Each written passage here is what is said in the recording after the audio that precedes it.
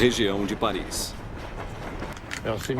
O Roundup Ready foi especialmente formulado para trabalhos de grande porte. Essa é a nova versão do produto. Aqui diz que é biodegradável. É a versão anterior. Aqui não diz mais biodegradável, portanto não deve ser. É o mesmo produto. Acho que não podem mais usar esse termo. Não deve ser realmente biodegradável. Cuidado para não espirrar no meu rosto. Fique tranquilo, não sou assassino. Iowa, Estados Unidos. Tenho certeza que esta soja Roundup Ready já está pronta para ser colhida. Os grãos estão com cerca de 11,5% de umidade, portanto estão perfeitos para a colheita. A primeira vez que ouvi falar sobre a soja Roundup Ready foi em uma revista de agricultura há uns 8 anos, e parecia uma inovação. A soja tem uma proteína inserida geneticamente na planta para ser resistente ao herbicida Roundup. O Roundup é pulverizado nas plantas e há muitas vantagens. Se olhar para o meu campo, não verá ervas daninhas. Seguindo criteriosamente as instruções da embalagem, o Roundup não é prejudicial para os seres humanos, animais e nem para o meio ambiente. A marca registrada Monsanto é produzida na Bélgica. Não jogue o herbicida nos caracóis, senão não poderei comê-los. Cuidado com os morangos. Eu diria que os agricultores europeus deveriam experimentar a tecnologia Roundup Ready. Sinceramente, é boa para o meio ambiente, é um sistema sustentável. Então, experimente.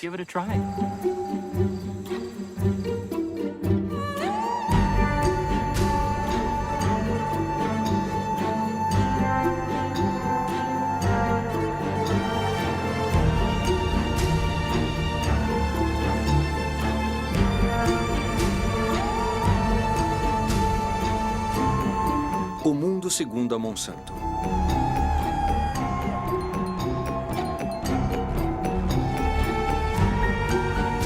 Propriedade particular. Não ultrapasse.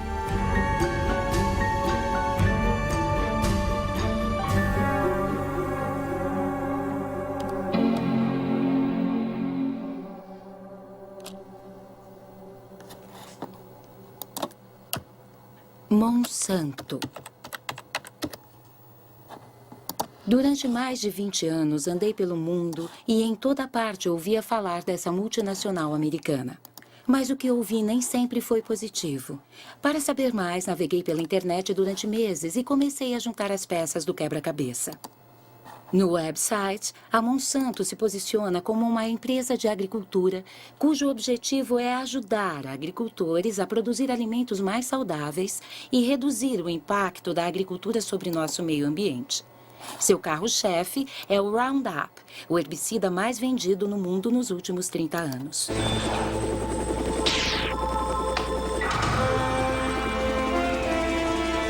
Uma aplicação. Adeus ervas daninhas. Roundup. A Monsanto também é a líder mundial em biotecnologia. 90% dos organismos transgênicos do planeta pertencem a ela.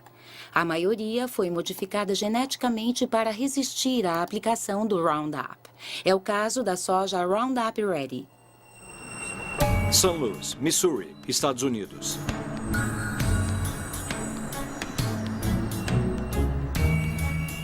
Os alimentos transgênicos da Monsanto invadiram o planeta. Mas nunca um produto despertou tanta polêmica e protestos ardorosos.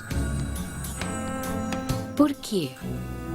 Afinal, o que está em jogo com os transgênicos? O passado da empresa poderia esclarecer quem ela é ou diz ser atualmente? Fundada em 1901 em St. Louis, Missouri, nem sempre atuou no setor de agricultura e era uma das maiores indústrias químicas do século XX. A química trabalha para você. E certamente a Monsanto está trabalhando para você. Monsanto, onde a química criativa faz maravilhas por você. As maravilhas apregoadas neste comercial fizeram da Monsanto uma das empresas mais controversas da era industrial. Plástico poliestireno. Agente laranja. Aspartame. Hormônio de crescimento bovino. PCBs ou bifenilas policloradas. Esses óleos criados quimicamente e usados no mundo todo para refrigeração e lubrificação de equipamentos elétricos foram as joias da coroa da Monsanto por mais de 50 anos. Nos Estados Unidos eram conhecidos como Aroclor, na França como Piralene e Clofen na Alemanha, até serem banidos no início da década de 80. Monsanto PCB.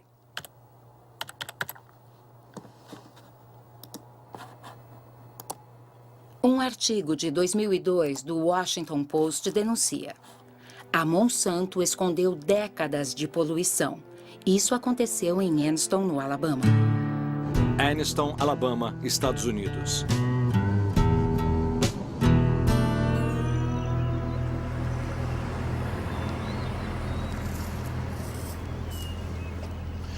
Terry era meu irmão caçula. Ele morreu em 1971 de câncer no cérebro, tumor no cérebro, câncer de pulmão e problemas cardíacos. Ele tinha 16 anos. Nos últimos 3 anos, perdi a maioria dos meus amigos e todos morreram de doenças como o câncer, diabetes, hepatite, doenças provocadas ou relacionadas aos PCBs.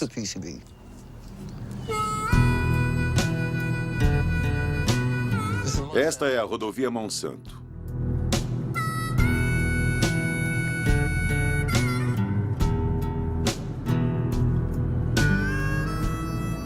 Esta é a região de negros. Eles ainda vivem aqui, apesar de todas as casas terem sido contaminadas. Aquele jardim à direita foi limpo há uns 6 meses.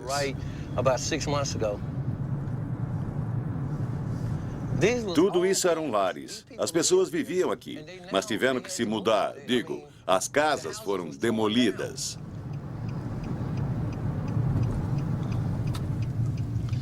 Essa é a casa onde meu irmão morreu, a casa onde cresci.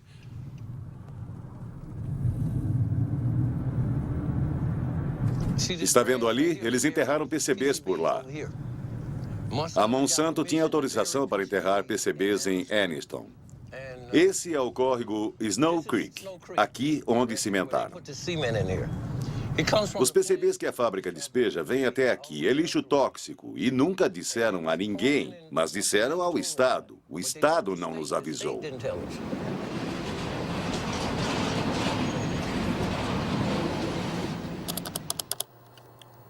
PCB Monsanto sabia. Mas o que exatamente?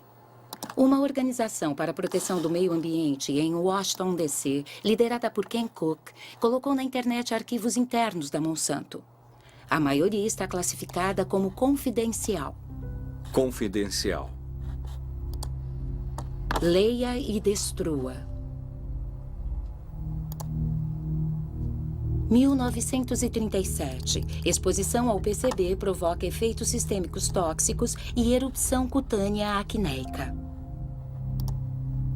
Em 1961, 2 empregados tiveram sintomas de hepatite após a ruptura de uma tubulação em uma fábrica que usava PCBs. Em 1966, os cientistas da Monsanto colocaram peixes nas águas do Snow Creek. Em 3 minutos e meio, todos estavam mortos. Poluição, memorando enviado aos executivos de vendas em 1970. Este é o documento que realmente nos conta a história. Aqui eles dizem: não podemos admitir a perda de nenhum dólar sequer em faturamento. Os moradores de Anniston não foram avisados sobre o lixo tóxico que lhes foi infligido, porque eles não queriam perder nenhum dólar.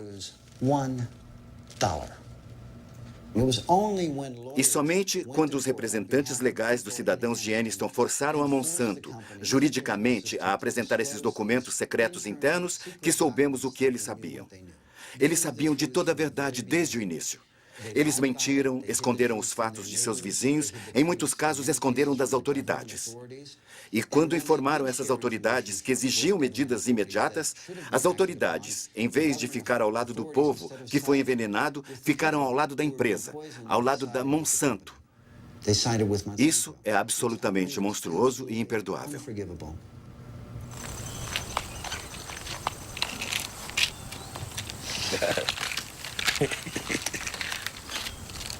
Estes são os remédios? São, e tem mais aqui. Qual o seu nível de PCB? 63,8 no sangue. No sangue. Se fizesse uma biópsia dele agora, provavelmente estaria acima do limite em 3 ou 4 mil partes por bilhão, ou mais. Qual o nível aceitável? Aceitável são 2 partes por bilhão. É o padrão em todo o mundo. Mas aqui nós temos mais PCBs em nosso sangue, em nosso corpo, do que qualquer outra pessoa no mundo inteiro. É comum aqui conversar sobre o nível de PCBs das pessoas? Todos conversamos sobre isso, porque é uma preocupação de toda a família. As crianças me perguntam, Sr. Baker, meus testes disseram que tenho 3 partes por bilhão no meu sangue. Quanto tempo acha que ainda me resta?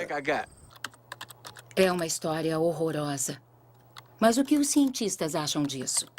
Na internet, encontramos inúmeros artigos sobre os efeitos dos PCBs na saúde humana. David Carpenter é um dos mais qualificados especialistas neste campo. Foi ele que realizou os testes com os cidadãos de Anniston. Todos temos PCBs em nossos organismos. Os ursos polares e os pinguins têm PCBs, e o que aconteceu é que antigamente havia apenas alguns locais em que os PCBs eram despejados. Mas com o tempo foram para o ar, para a água, e o resultado é que atualmente o mundo inteiro está contaminado com PCBs. A questão é que muitas doenças são provocadas por PCBs. A que todo mundo conhece é o câncer. Reunião dos moradores de Anniston expostos aos PCBs.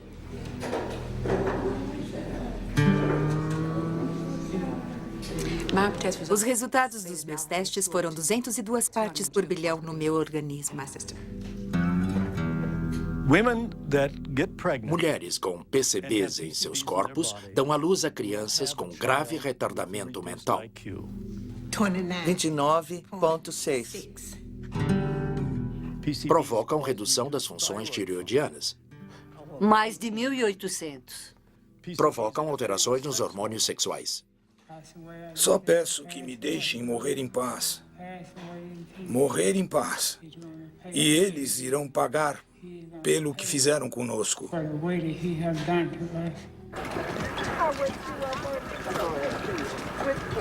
Em 2001, 20 mil cidadãos de Anniston moveram 2 processos contra a Monsanto. A Monsanto e sua subsidiária Solutia fizeram um acordo de 700 milhões de dólares para compensar as vítimas, limpar o solo e construir um hospital especializado. Mas nenhum executivo da Monsanto foi processado. Para fazer justiça. Pelas leis americanas, na maioria das vezes, é muito raro que os executivos dessas empresas sejam responsabilizados criminalmente. Para isso, temos o sistema civil, os tribunais cíveis, onde os fazemos pagar. Mas a verdade é que as compensações que as empresas pagam, décadas depois, são uma fração de seus lucros. Por isso, vale a pena manter esses problemas em segredo. E nos perguntamos o que estarão escondendo nesse exato momento. Devo dizer, não podemos jamais confiar em uma empresa como a Monsanto para falar a verdade sobre a poluição ou sobre produtos. Não podemos confiar neles. Ken Cook diz que não podemos confiar em uma empresa como a Monsanto. E no caso do Roundup, o herbicida preferido mundialmente usado tanto por jardineiros quanto por agricultores? De que se trata exatamente?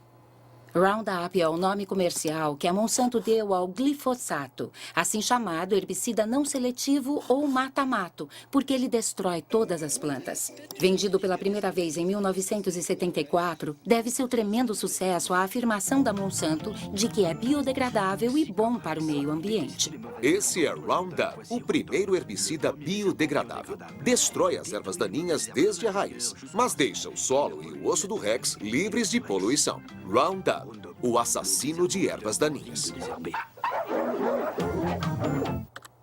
Roundup biodegradável. Ken Cook estava certo. A empresa foi considerada culpada por propaganda enganosa 2 vezes. A primeira vez foi em Nova York, em 1996, e a segunda, na França, em 2007. Os juízes concluíram que as frases biodegradável, deixa o solo limpo e respeita o meio ambiente eram propaganda enganosa. Segundo um especialista, um teste conduzido pela própria Monsanto provou que apenas 2% do produto havia sido assimilado após 28 dias. É por isso que a Monsanto retirou a palavra biodegradável das embalagens. Mas isso não é tudo. Muitos estudos científicos provaram que o Roundup é altamente tóxico. Por exemplo, ele provoca disfunções na divisão celular, como mostra o estudo do professor Robert Bellet.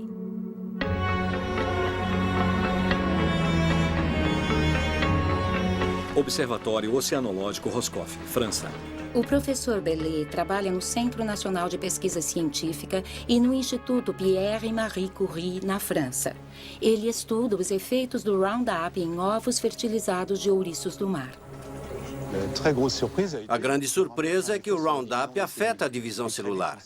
Vimos que o Roundup afeta um processo essencial da divisão celular. Não a divisão celular propriamente dita, mas os mecanismos que comandam a divisão celular. É preciso entender como as células se tornam cancerígenas. No início, todas as células são benignas e então, em certo momento, começam a ocorrer modificações nas células que as tornam instáveis sob o ponto de vista genético. Essa foi a primeira disfunção que observamos no Roundup. É por isso que consideramos que o Roundup provoca os primeiros estágios que levam ao câncer.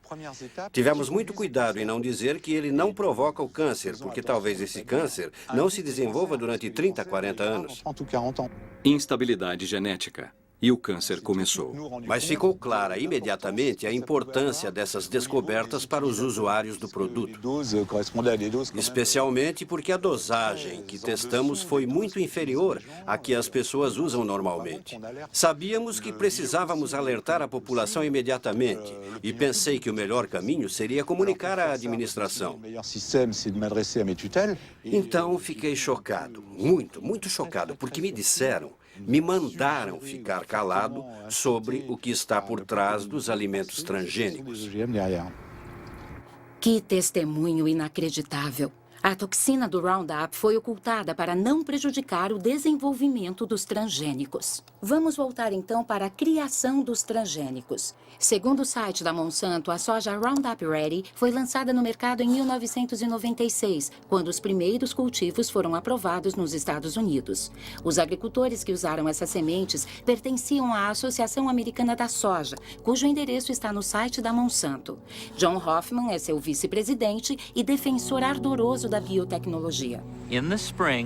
Na primavera, eu pulverizo com uma aplicação de Roundup para matar as ervas daninhas que nascem no começo da estação. E após 6 a 7 semanas, faço uma segunda aplicação para ficar livre dessas pragas por 1 ano. Quando não havia a tecnologia Roundup e as plantações tinham ervas daninhas, precisávamos andar pelos campos e arrancá-las à mão. Era mão de obra intensiva. Agora, o sistema de soja Roundup Ready me economiza tempo e dinheiro. Sem dúvida, esta nova maravilha da Monsanto tem de tudo para seduzir os agricultores. Mas como ela funciona? Como pode uma planta de soja sobreviver às aplicações do Roundup? Essa é uma célula de soja. Em seu núcleo está o DNA que contém o código genético dos grãos. Para criar os seus transgênicos, a Monsanto rompe a barreira das espécies usando um gene resistente ao Roundup produzido a partir de uma bactéria. Esse gene é colocado em partículas microscópicas de ouro que são bombardeadas nas células de soja com uma arma. O gene penetra no DNA e dá origem a uma proteína que torna a planta resistente ao Roundup. Quando o herbicida é pulverizado nos campos, mata todas as ervas daninhas, deixando as plantas de soja intactas. É, sem dúvida, uma incrível conquista tecnológica. Mas esses grãos de soja fabricados para resistir a um herbicida poderoso vão acabar em nossos pratos. Devem ter sido rigorosamente testados antes de seu lançamento no mercado. Quem era o ministro da Agricultura naquela época? Dan Glickman, ministro da Agricultura no governo de Bill Clinton, de 1995 a 2000. Washington, D.C., Estados Unidos. O que percebi nos primeiros anos em que estive envolvido com a regulamentação da biotecnologia é que havia um sentimento geral no agronegócio e internamente em nosso governo, nos Estados Unidos, de que se você não marchasse em fileira cerrada a favor de aprovações rápidas de produtos biotecnológicos de cultivos transgênicos, então você seria, de certa forma, anti-ciência e anti-progresso. Sinceramente, acho que havia uma porção de gente no setor da agricultura industrial a quem não interessava as análises e testes que provavelmente deveríamos ter efetuado, pois tinham investido muito dinheiro nos produtos e, certamente, quando me tornei ministro e responsável pelo Departamento Regulatório da Agricultura, havia muita pressão sobre mim para não me empenhar muito no assunto, digamos assim.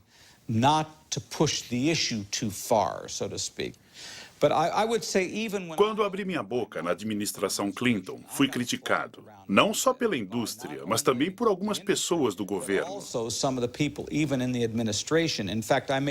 Na verdade, fiz uma vez um discurso no qual dizia que precisávamos pensar com cuidado sobre a regulamentação dos transgênicos. E algumas pessoas dentro da administração Clinton, principalmente da área do comércio, ficaram muito chateadas comigo. Como pode o ministro da Agricultura questionar nosso regime regulatório? Isso mostra que, nos Estados Unidos, o ministro da Agricultura não tem a menor chance contra as multinacionais. Mas como foi a regulamentação dos transgênicos nos Estados Unidos? A norma mais importante foi emitida pela FDA, a Administração de Alimentos e Medicamentos, que é responsável pela regulamentação da segurança de alimentos e medicamentos. Título: Alimentos derivados de novas variedades de plantas. Data: 29 de maio de 1992. Princípio 1. Os alimentos obtidos a partir de modificações genéticas são regulamentados segundo as normas já existentes aplicáveis aos alimentos produzidos a partir do cultivo tradicional. Obviamente, a FDA decidiu não criar uma nova categoria específica para os transgênicos. Para mais informações, contatar James Mariansky, que chefiava o Departamento de Biotecnologia na época. Cidade de Nova York, Estados Unidos.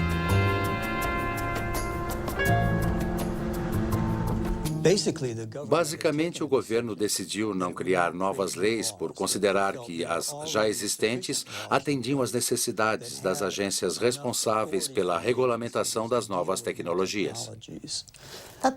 Isso quer dizer que a Casa Branca pediu à FDA para criar uma política onde os transgênicos não seriam submetidos a normas regulatórias específicas? E que essa decisão foi política e não baseada em dados científicos? Sim, foi uma decisão política e uma decisão mais ampla que não se aplicava apenas a alimentos, mas a todos os produtos de biotecnologia.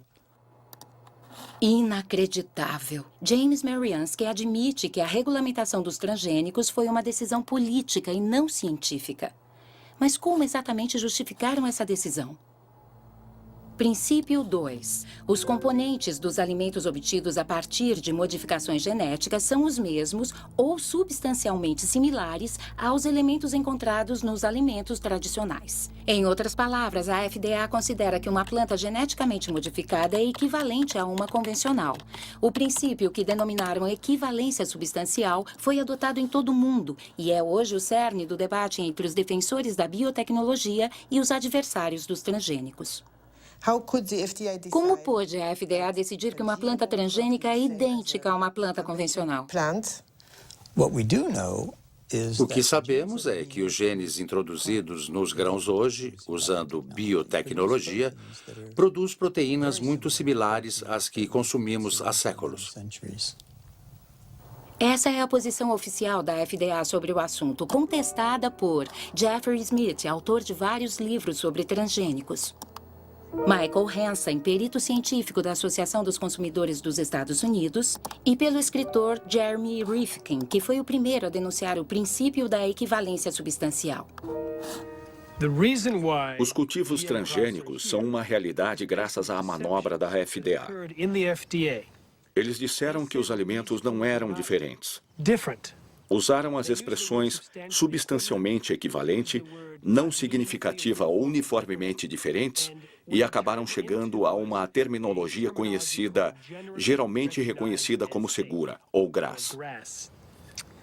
Para alguma coisa ser geralmente reconhecida como segura, é necessário que haja a publicação e revisão científica de inúmeros estudos, além de consenso absoluto na comunidade científica. Com os transgênicos não houve nenhum dos dois. O que a FDA estava dizendo é que se introduzíssemos um gene em uma planta, esse gene era DNA. E como temos uma longa história de consumo de DNA, podemos dizer que essas plantas são GRAS. Tentamos dizer que essas coisas deviam ser consideradas como aditivos alimentares. Quando você quer introduzir um novo corante em um alimento em proporções mínimas, ou um conservante, ou qualquer outra substância química, isso é considerado um aditivo alimentar.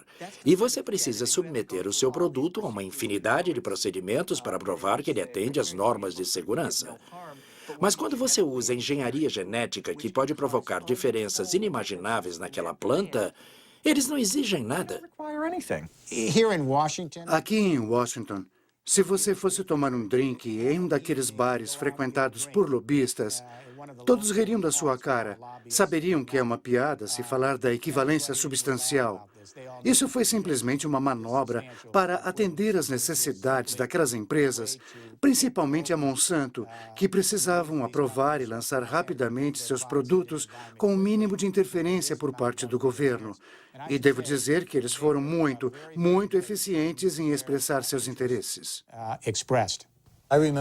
Eu me recordo de reuniões onde os cientistas da Monsanto se encontraram com os cientistas da FDA, nas quais foram apresentadas todas as modificações que estavam sendo feitas e de que forma, e basicamente o que os cientistas da Monsanto diziam é que esses produtos deviam ser regulamentados.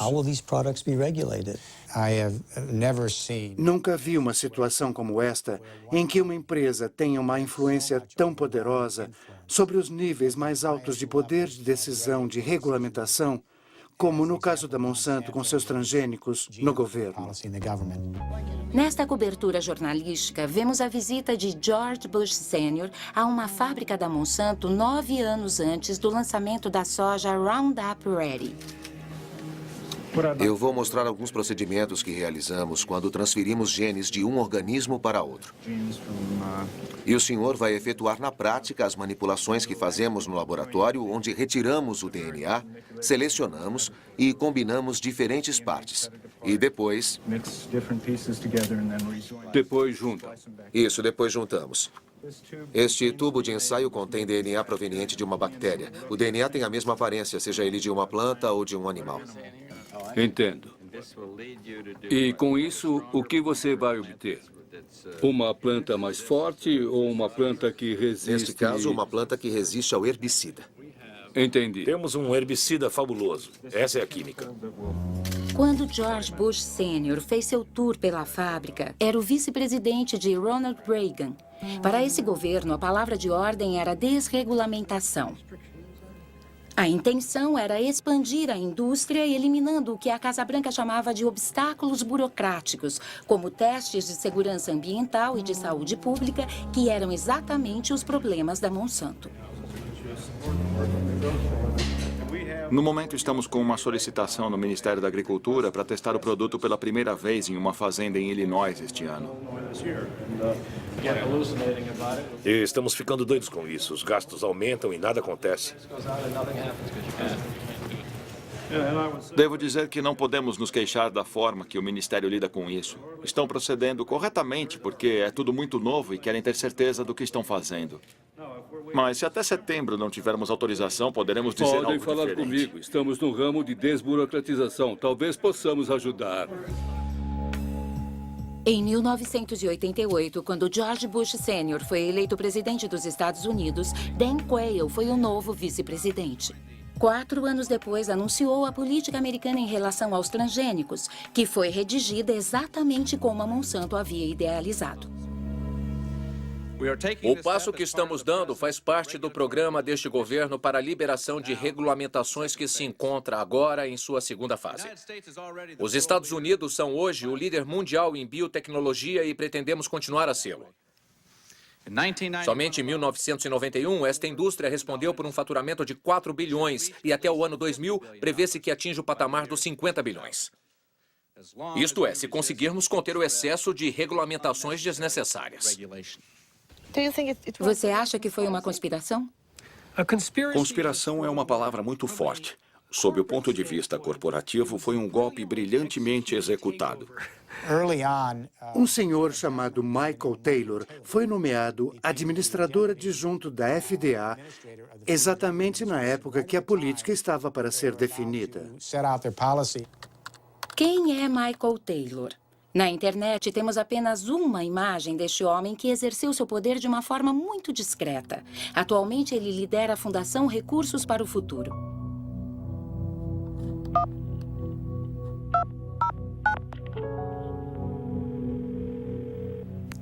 Alô, aqui é Marie Monique.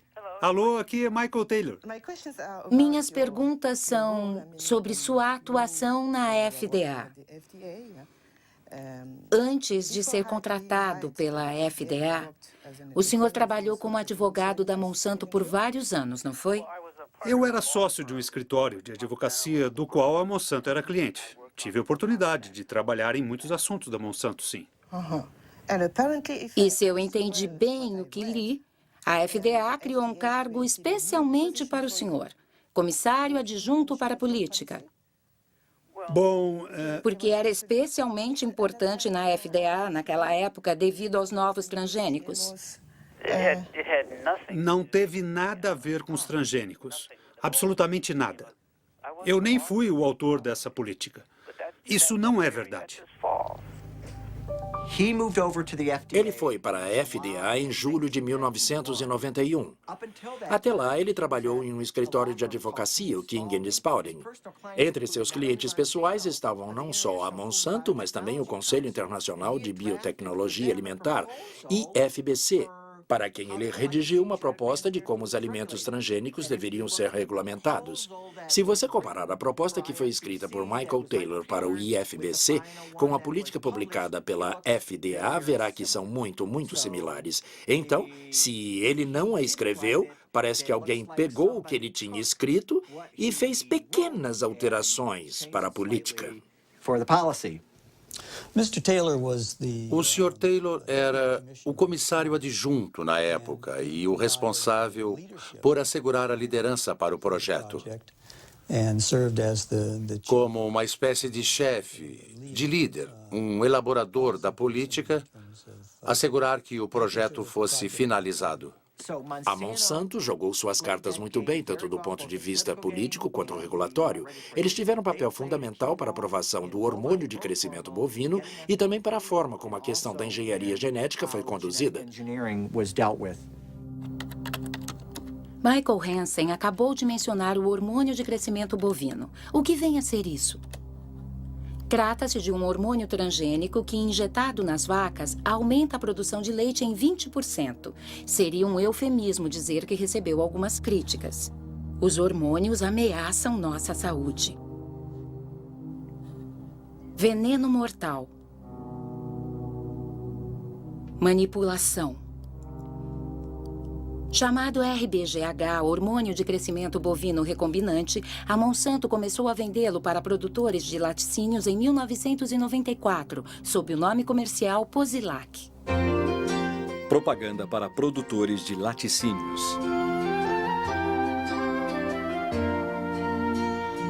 Posilac é o novo produto mais testado da história. Você sentirá rapidamente os resultados extraordinários que ele proporciona. Fazenda Experimental Monsanto. Em 1985, a Monsanto solicitou à FDA a aprovação do lançamento do Posilac. Os peritos do Centro de Medicina Veterinária da FDA revisaram os testes que a empresa realizou com rebanhos experimentais. O veterinário responsável pela revisão desses testes era Richard Burroughs, que afirmou que funcionários da agência regulatória omitiram e suprimiram dados. Estado de Nova York, Estados Unidos.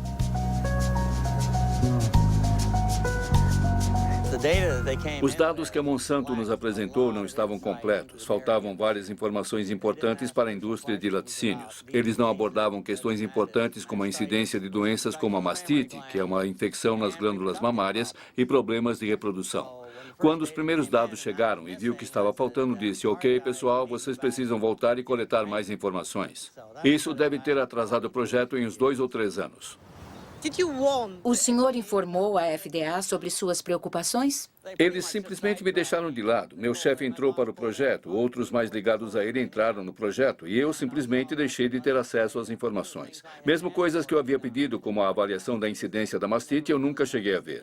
Porque quando você está no caminho deles, eles te afastam. Fui jogado para escanteio e depois me demitiram. Um dia me levaram até a porta e disseram simplesmente que meus dias na FDA tinham chegado ao fim. O senhor foi ameaçado? Fui.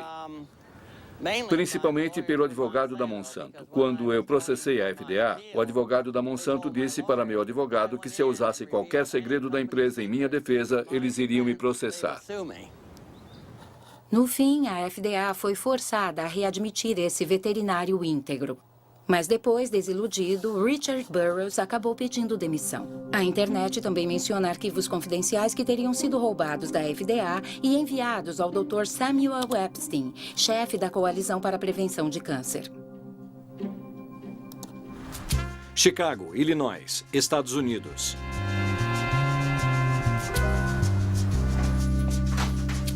Em 1990, Samuel Epstein publicou um artigo no The Milkweed, o jornal mais importante da indústria de laticínios, editado por Pete Harding. O artigo era baseado nos documentos confidenciais que os dois haviam analisado. Um dia, acho que foi em outubro, cheguei ao meu escritório e vi uma caixa enorme, cheia de documentos. Vinha de Washington, mas não havia remetente.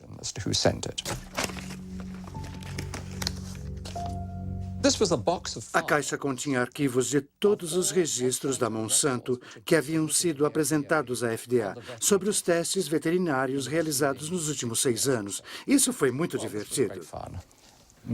Muitos dos documentos eram documentos originais e, como diz aqui, confidenciais. Contém informações confidenciais que não podem ser reproduzidas, reveladas a pessoas não autorizadas ou enviadas para fora da companhia sem expressa autorização. Como jornalista investigativo, esse é o tipo de matéria que adoro escrever.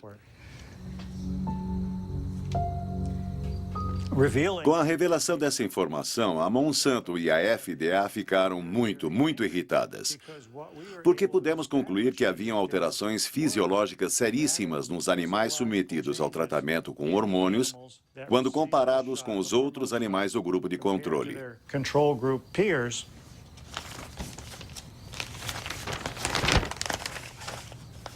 Por exemplo, o tamanho dos ovários das vacas que receberam os hormônios sintéticos de diferentes grupos de tratamento aumentou em 34%, 42% e 44%. Os arquivos roubados também demonstram a ocorrência de graves problemas de reprodução.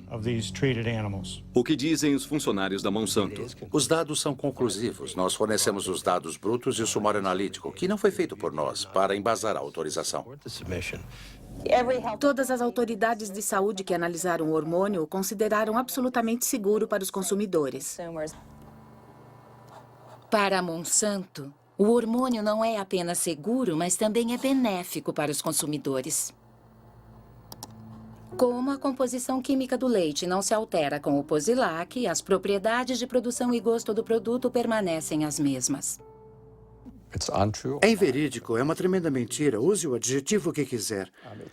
É um produto muito diferente de diversas formas. Primeiro, há uma elevada incidência de mastite nas vacas. E há pus no leite. Depois há os antibióticos, dados às vacas para tratar a mastite. Então pode haver a presença de uma ampla gama de antibióticos no leite. Além disso, mas muito importante, há uma elevação considerável nos níveis de IGF-1, fator de crescimento de insulina símile 1. Nos últimos anos, foram realizados cerca de 60 estudos demonstrando a correlação entre índices elevados de IGF-1 e os cânceres de mama, de cólon e de próstata. Absolutamente inacreditável. Será que outros países aprovaram o RBGH? Parece que o hormônio foi banido na Europa e no Canadá. Canadá? Estranho, porque as autoridades canadenses costumam adotar como modelo as decisões da FDA. RBGH. Escândalo no Ministério da Saúde do Canadá. Monsanto acusada de tentar subornar o Ministério da Saúde canadense para a aprovação do RBGH. Eu, Margaret Haydon, prometo dizer a verdade. Em outubro de 1998, 3 cientistas do Ministério da Saúde do Canadá testemunharam em uma comissão do Senado para impedir a aprovação do hormônio transgênico. O escândalo tornou-se público graças ao Dr. Shiv Chopra, que o denunciou. Toda a verdade, nada mais que a verdade. Que Deus me ajude. A pergunta que eu me fazia era qual a verdade que eu deveria contar. A que eu conheço ou a que o ministro está me mandando contar? Este era o meu conflito. O que quero saber é, a Monsanto fez lobby com algum de vocês? Qualquer um? Doutora Haydon? Eu participei de uma reunião, acho que foi em 1989 ou 90, com representantes da Monsanto, meu supervisor, Dr. Grenell, e meu diretor, o Dr. Messier.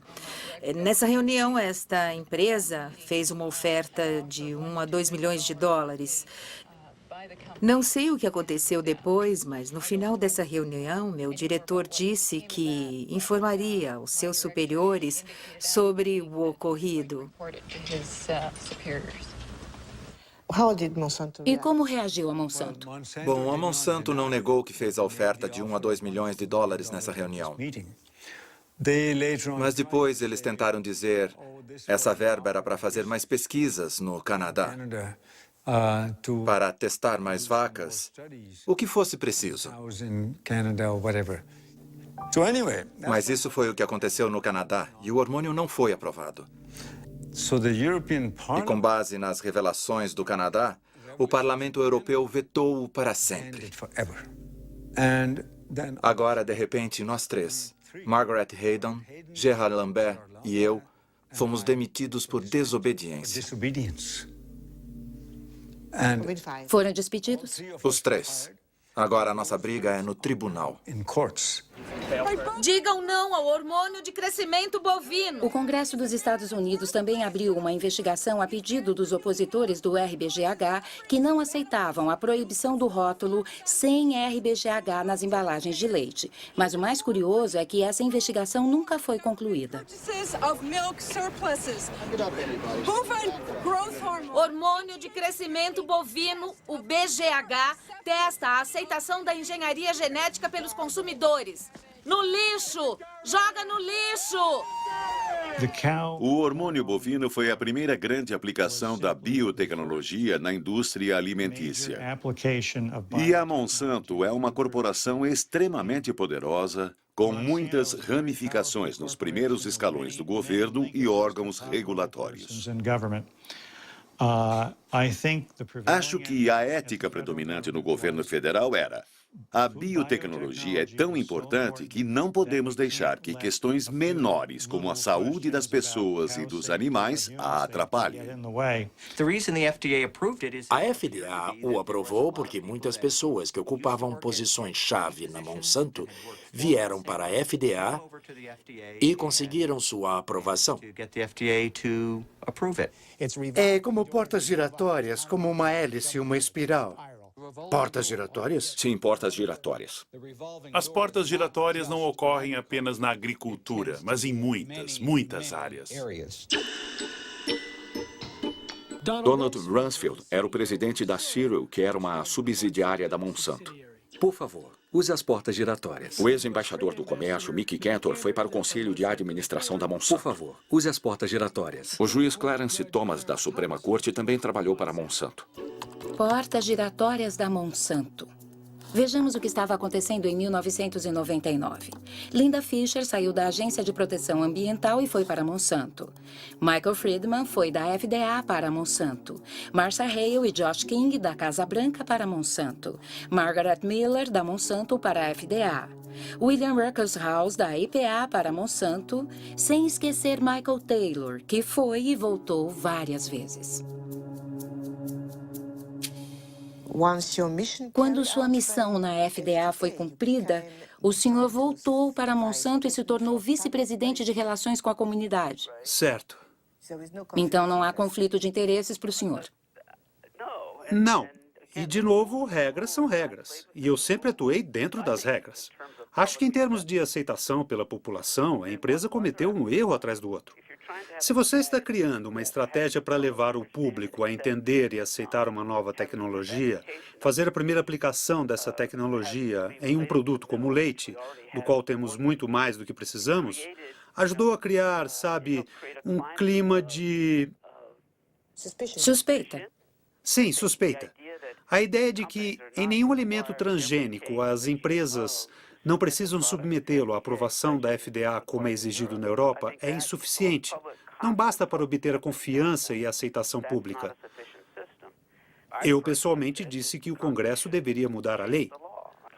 Deveria ser criado um sistema de notificação obrigatória, assegurando que cada produto seja avaliado pela FDA e que esta emita um parecer sobre sua segurança.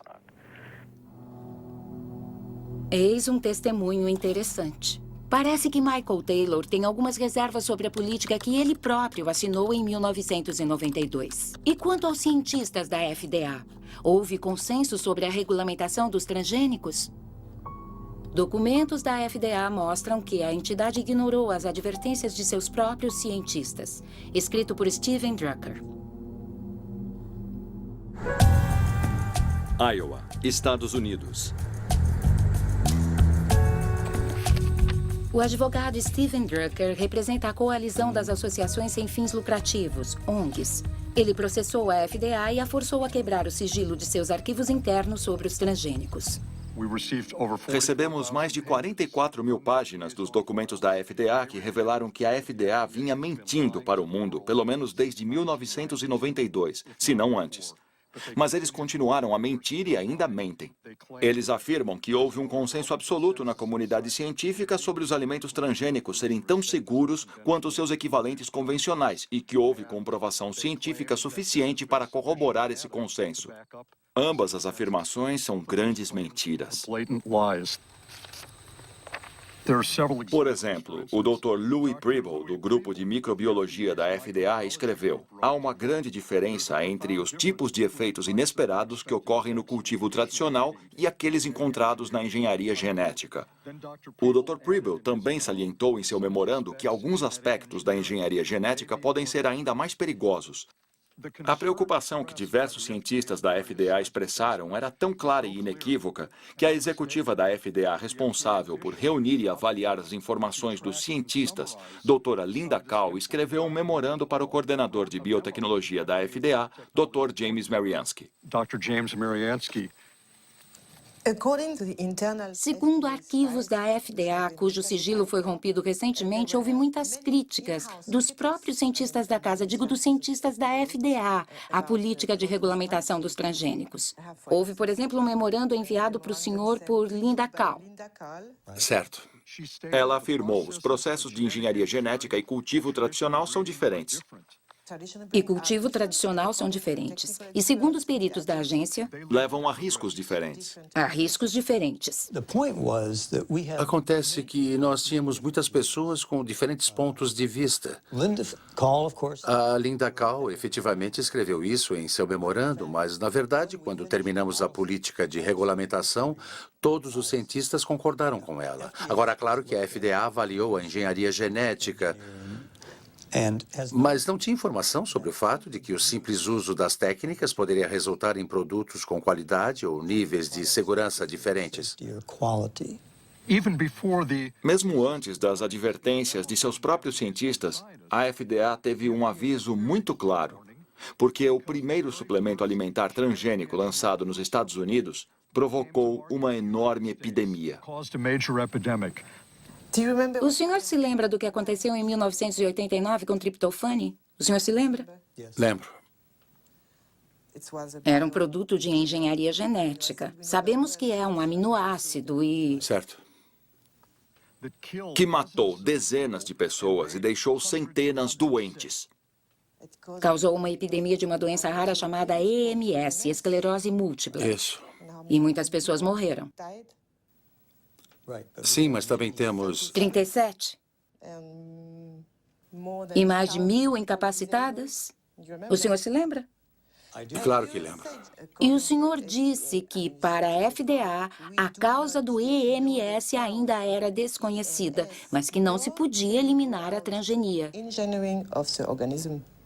O senhor disse o que eu acabei de ler? Disse. Surpreendente. James Mariansky não pode descartar a possibilidade de que seja a própria manipulação genética a responsável por efeitos colaterais inesperados. Mas ele não fez nada. Será que cientistas independentes avaliaram esta questão que é crucial para os consumidores? Arpad Pusztai, cientista reconhecido mundialmente, perdeu seu emprego quando alertou sobre alimentos transgênicos. 1998. Aberdeen, Escócia.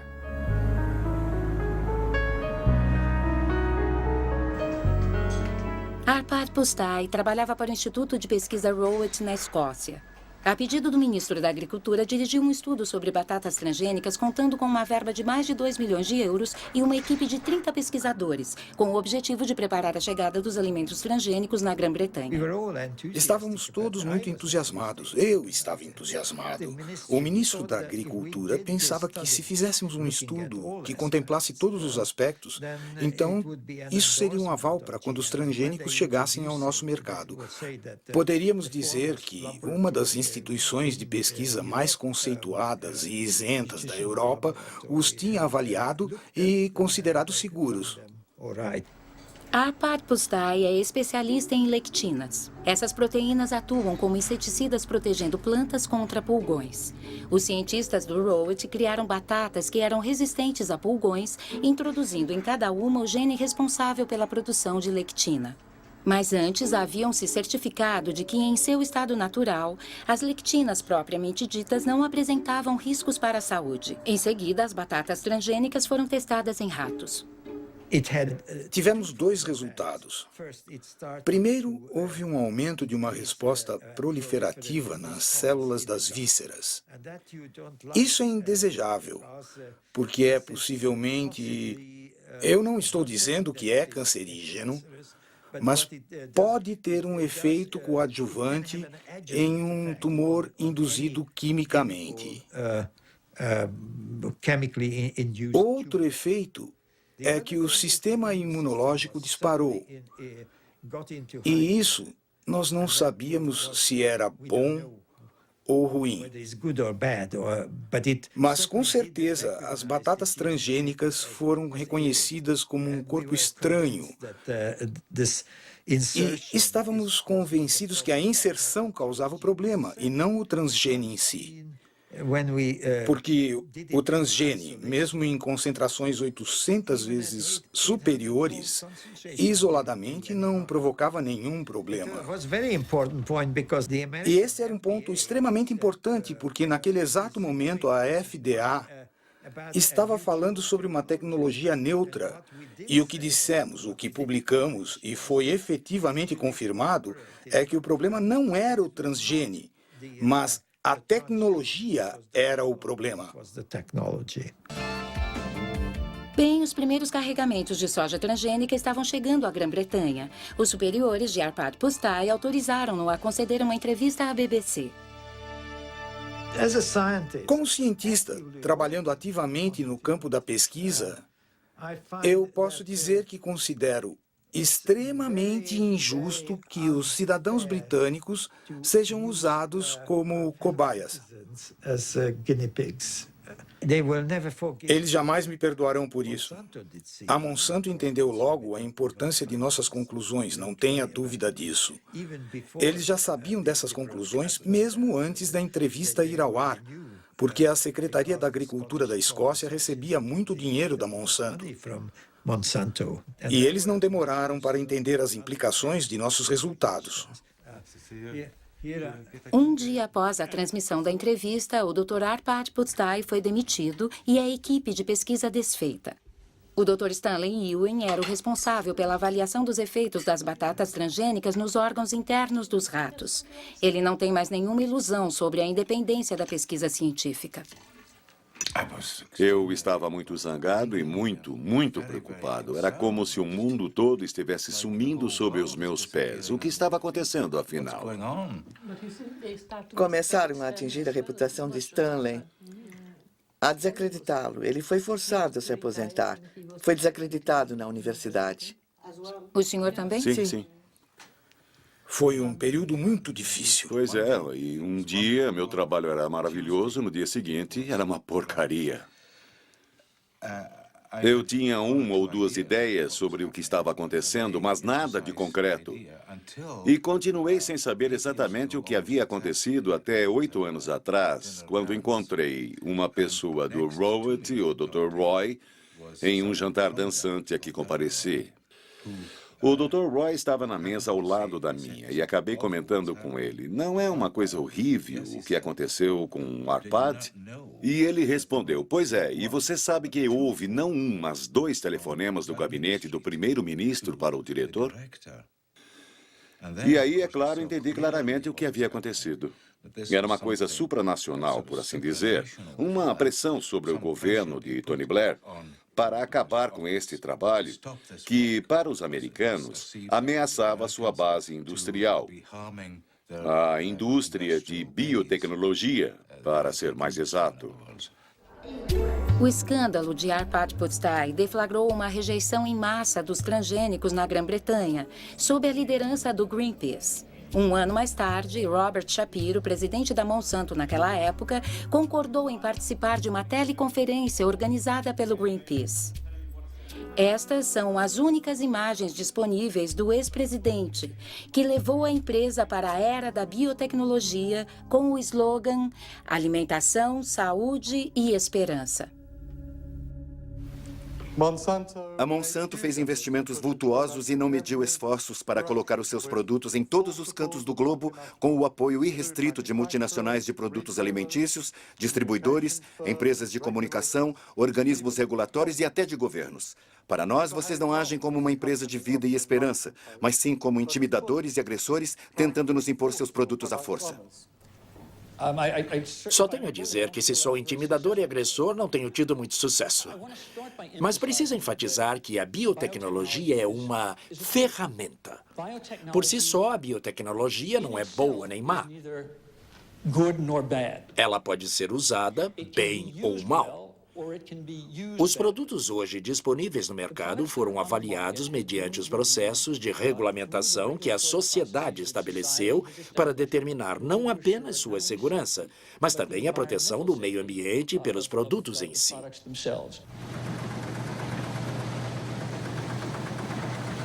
Após 10 anos de participação no mercado, a soja Roundup Ready representa 90% de toda a soja plantada nos Estados Unidos. Na verdade, 70% dos alimentos hoje disponíveis no mercado americano contêm elementos transgênicos. Ao contrário da Europa, os consumidores americanos não podem fazer uma escolha consciente porque a rotulagem de transgênicos é proibida. E isto é consequência direta do princípio da equivalência substancial. Eu tenho um grão de soja na minha mão e posso até comê-lo. É muito seguro. Acho que a FDA acredita que, em termos de segurança alimentar, a soja transgênica é tão segura quanto qualquer outra variedade. E como a FDA tem certeza disso? Nos baseamos em todas as informações que a empresa forneceu para a FDA, que foram revisadas pelos cientistas da FDA. A empresa não tem qualquer interesse em criar um estudo que mascare os resultados. Como James Mariansky pode estar tão certo disso? Se eu digitar Monsanto, falsificação de pesquisas científicas, chego a 174 mil resultados de busca. Entre eles, um relatório da Agência de Proteção Ambiental dos Estados Unidos. Monsanto, acusada de falsificar os resultados de pesquisa da cancerogenicidade das dioxinas. Nitro, Virgínia Ocidental, Estados Unidos. A história começou em Nitro, uma fábrica da Monsanto que produzia um poderoso herbicida chamado 2,4,5-T. Em 1949, uma explosão na fábrica provocou efeitos colaterais inesperados. 228 trabalhadores desenvolveram uma doença extremamente desfigurante, a chamada cloracne, provocada pela dioxina, subproduto altamente tóxico do 2,4,5-T.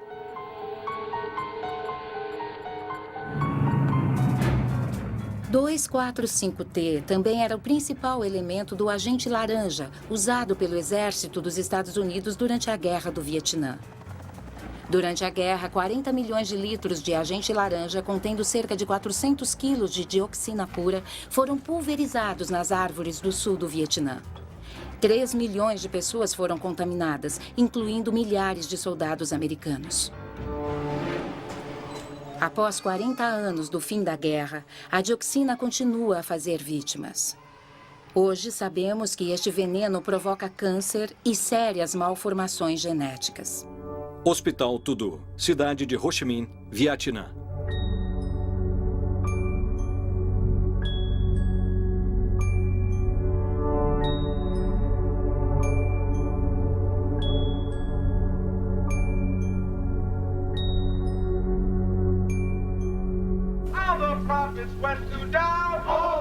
Em 1978, enquanto veteranos americanos do Vietnã moviam uma ação contra o fabricante do agente laranja, a Monsanto patrocinou as pesquisas sobre os efeitos a longo prazo da dioxina.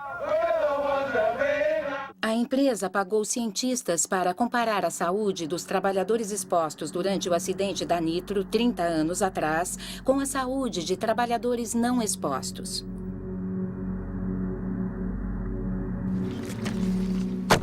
Existem 2 peritos neste assunto. William Sanger, que dirigiu a divisão de lixo tóxico da EPA, Agência de Proteção Ambiental, e Gerson Smoger, um advogado que representa os veteranos do Vietnã. Em 1990, a doutora Kate Jenkins, minha colega na agência de proteção, escreveu um memorando dizendo que alegações foram feitas, que algumas das pesquisas realizadas pela Monsanto continham erros graves e que, se tivessem sido conduzidas corretamente, teriam apontado resultados opostos aos apresentados. A Monsanto mostrava que a dioxina não era um agente cancerígeno humano. Isso quer dizer que eles tinham as informações primeiro e que as manipularam para chegar aos resultados que desejavam. Isso é absolutamente... Uma pesquisa não se faz desse jeito, nunca. Mas eles fizeram errado e chegaram aos resultados que queriam. Depois descobriu-se que pacientes de câncer de uma das pesquisas tinham sido relacionados como expostos à dioxina e essas mesmas 5 pessoas, em outra pesquisa, tinham sido relacionadas como não expostas. Quando você coloca todos esses cânceres na lista dos não expostos, parece que as pessoas não expostas estão contraindo tantos cânceres quanto as expostas. Aí você conclui, bom, não há diferença, é tudo igual.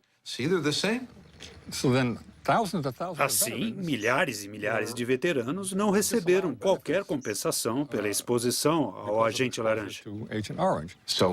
Então, todas as políticas nos Estados Unidos foram afetadas por essas pesquisas por 7 a 9 anos.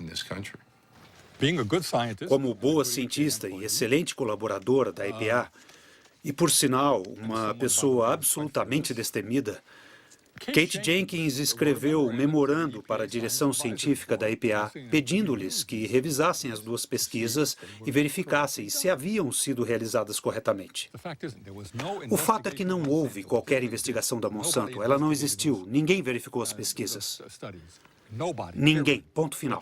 A única pessoa a ser investigada foi a Kate Jenkins, a denunciante. A pobre mulher teve sua vida transformada no inferno, foi perseguida, assediada, teve de mudar de emprego. Pensando na Monsanto hoje, quando eles dizem que os alimentos transgênicos são absolutamente seguros, o senhor confia? Não acredito em nada do que a empresa diz, nada. Eu poderia talvez acreditar numa entidade independente que avaliasse essas afirmações, dependendo da efetiva independência e eficiência dessa entidade. Exatamente. Para provar a segurança da soja Roundup Ready, a Monsanto realizou uma pesquisa que foi apresentada em 1996 por uma publicação científica respeitada. O estudo propunha-se a avaliar os efeitos da soja transgênica na saúde animal, especificamente em ratos. E foi cuidadosamente revisto por um cientista dinamarquês já falecido e por um especialista norueguês, Ian Prime. Lamento dizer que o valor científico deste estudo é muito pobre. É uma decepção, uma grande decepção. Principalmente porque este trabalho deveria dar respaldo ao princípio da equivalência substancial. Por exemplo, aqui diz que a alimentação dos animais proporcionou alguma certeza de que não haviam ocorrido mudanças significativas. Alguma certeza não é suficiente para mim. Eu não quero alguma certeza, eu quero 100% de certeza.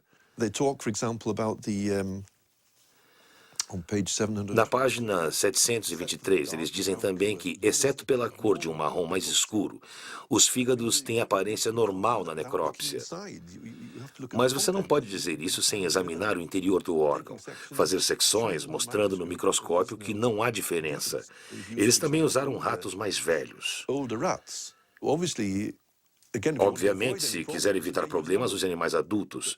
Mas se você realmente quiser avaliar a ocorrência de alterações, deve usar animais mais jovens, é claro. De certa forma, podemos dizer que isso é tudo menos ciência, porque é uma porção de informações que deveriam ter sido apresentadas e sequer foram mencionadas. O senhor tentou ter acesso aos dados brutos? Eu não, mas um colega meu tentou, e foi extremamente frustrante.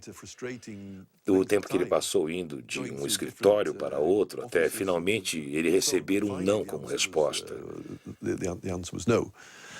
Se não houvesse nada a esconder, ver esse material não seria um problema. Pelo contrário, qualquer um se disporia a entregar os seus dados para que pudessem ser avaliados. Mas quando há uma recusa, você começa a suspeitar. Por quê? O que está acontecendo aqui?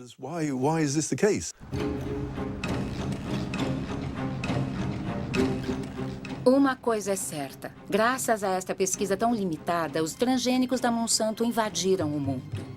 Principalmente na América do Norte e do Sul, Ásia e Austrália. Após apenas 10 anos, os cultivos transgênicos estão presentes em 250 milhões de acres. 70% são resistentes ao Roundup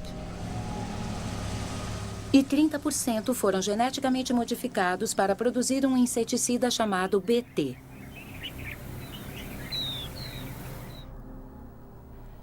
A partir de 2001, a empresa passou a publicar anualmente um documento intitulado O Nosso Compromisso, uma espécie de declaração ética na qual a Monsanto procura justificar suas práticas comerciais. Mas no centro da oposição aos transgênicos está o assunto de patentes. Aqui a Monsanto chama sua propriedade intelectual, cujo objetivo é proteger seus investimentos. Protegendo o nosso investimento. Na América do Norte, todos os agricultores que compram sementes transgênicas devem assinar um acordo de tecnologia pelo qual se comprometem a respeitar a patente da empresa sobre o gene modificado. Cultivos transgênicos são protegidos pela lei de patente dos Estados Unidos. E por isso eu não posso guardar a semente para replantar no ano seguinte. Isto é uma proteção para a Monsanto, para as empresas de biotecnologia, porque elas investiram milhões e milhões de dólares para criar esta nova tecnologia. E como a Monsanto fica sabendo se alguém replantou as sementes?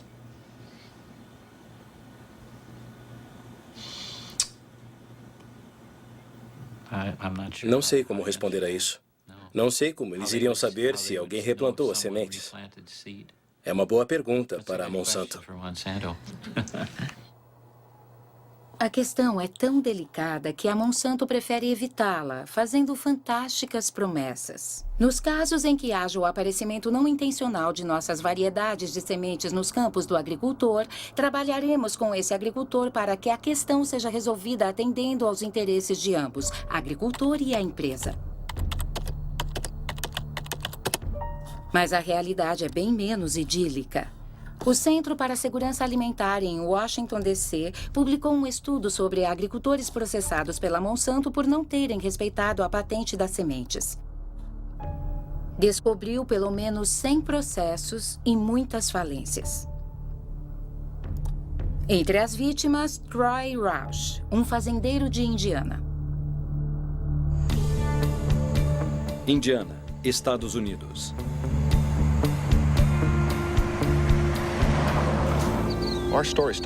A nossa história começa em 1999. Um cavalheiro, e esse não é o melhor termo para descrevê-lo, apareceu na fazenda dos meus pais, dizendo ser um investigador particular contratado pela Monsanto para investigar agricultores que estariam guardando as suas sementes.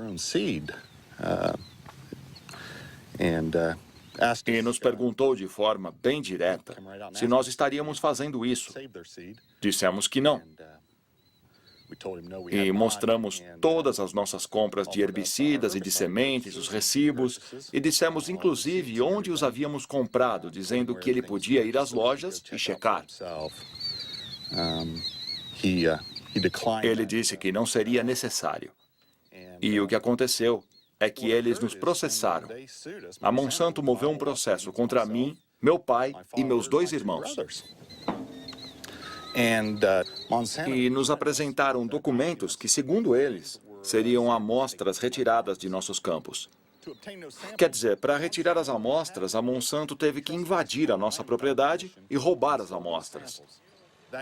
Nesse ano, eu me lembro, tínhamos 492 acres plantados de soja Roundup Ready e tínhamos um contrato de sementes no qual os campos estavam claramente especificados. Não era problema, portanto, isolar os campos e todo mundo sabia disso. Por que então você fez um acordo com a Monsanto? Bom, depois de 2 anos e meio dessa situação, a família estava destruída. O estresse envolvido nisto, quer dizer, o que eles estavam ameaçando, na verdade, eram 5 gerações de trabalho. Se eles ganhassem o processo, tudo iria embora. Eles levariam tudo, tudo. Bom dia. Bom dia, senhor. Como está hoje? Bem, e você, David? Sobrevivendo? Tudo bem. Troy Roush e David Runyan cultivam soja convencional. Eles foram vítimas da chamada polícia genética. Criada pela Monsanto para fazer valer a sua lei nos campos, a polícia genética aterroriza a América rural, onde os agricultores denunciam os métodos totalitários usados no mundo dominado pelo cultivo transgênico. Eu trouxe algumas fotos para te mostrar, Troy. Certo. Isso foi o que eu fiz para impedi-los de entrar na minha fazenda de novo. Para impedir qualquer um de entrar. Foi em julho de 2003. Eles vieram até minha casa. Eram mais ou menos 7 horas da noite. Quem veio? Os empregados da Monsanto. Me deram seus cartões de visita e me fizeram uma porção de perguntas sobre o tipo de soja que eu cultivava, o tipo de milho que eu cultivava, onde eu vendia os meus produtos, e eu disse, podem parar, a nossa conversa acaba aqui. Pois é, eles mudaram tudo por aqui. Isso tem a ver com a relação de confiança que você desenvolve com os seus vizinhos, que não existe mais. Eu mesmo provavelmente só tenho 2 agricultores com quem converso que são mais próximos de mim. Vocês têm medo dos agricultores? Claro que sim. Não há defesa possível contra essa gente. Eles criaram uma industriazinha cujo único propósito é destruir a vida dos agricultores. Claro que temos medo. Então vocês têm medo de que um vizinho possa delatar vocês? Temos. Tem? Sim, tudo o que você tem que fazer é discar 1-800. Discar 1-800 Monsanto. Aliás, discar 1-800 Roundup. Eu me lembro deles incentivando os agricultores a usarem esse número gratuito para entregar os vizinhos. E por que a Monsanto faz isso? Para ter o controle. Sobre as sementes? Sim. Eles querem controlar as sementes, possuir a vida em si. O que quero dizer é que estamos falando da base da alimentação. Eles estão no processo de possuir os alimentos, todos os alimentos. Entre 1995 e 2005, a Monsanto comprou mais de 50 empresas de sementes no mundo inteiro. Essas empresas produziam milho, algodão, trigo e soja e também sementes de tomates, batatas e sorgo. Em toda a parte, as pessoas se preocupam com o monopólio da Monsanto, que a longo prazo ameaça dizimar todas as variedades não transgênicas. A Monsanto não concorda e fala apenas dos benefícios da biotecnologia, especialmente em países em desenvolvimento como a Índia. Os nossos produtos proporcionam benefícios econômicos significativos tanto para pequenos quanto para grandes agricultores. Em muitos casos, os agricultores obtêm cultivos com melhor qualidade e produtividade. Andhra Pradesh, Índia.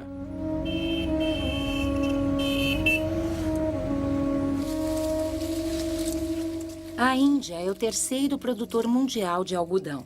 Em 1999, a Monsanto comprou a Marico, a maior empresa indiana de sementes. 2 anos mais tarde, o governo indiano autorizou o lançamento do algodão BT sob o nome comercial de Bolgar. Trata-se de um produto transgênico para produzir um inseticida que repele as lagartas do algodão. Dia e noite, todo dia, Bolgar protege você.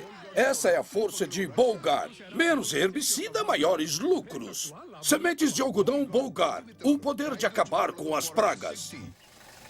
Desde 2001, Kiran Sakari e Abdul Gayam vêm acompanhando de perto o algodão transgênico cultivado por pequenos agricultores no distrito de Warangal.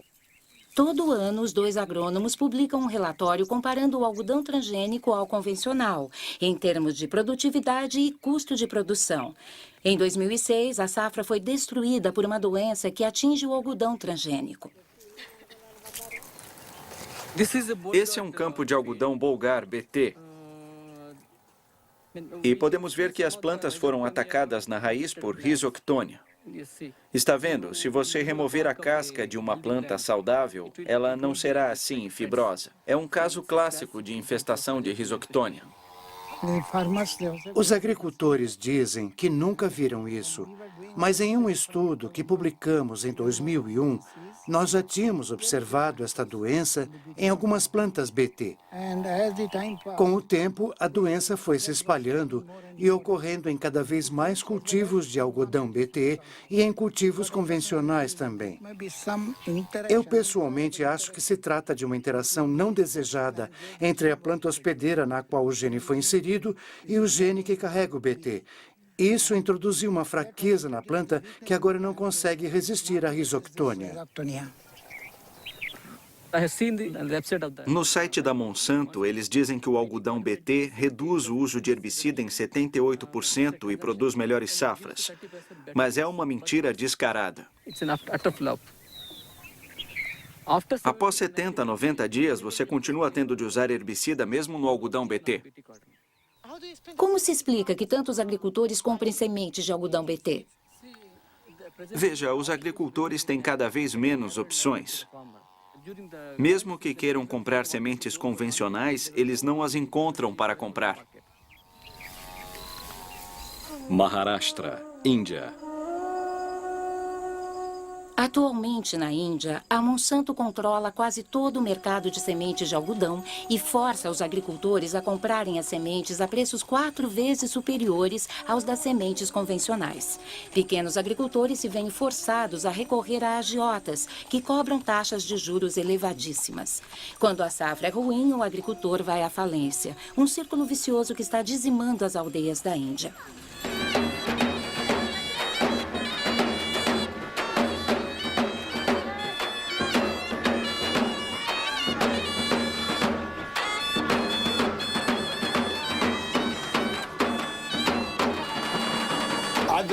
Por que ele se suicidou? A safra foi muito ruim. Algodão BT? Sim, algodão BT. Alguma outra razão? Dívidas. Quantos anos ele tinha? 25. Ele bebeu 1 litro de pesticida.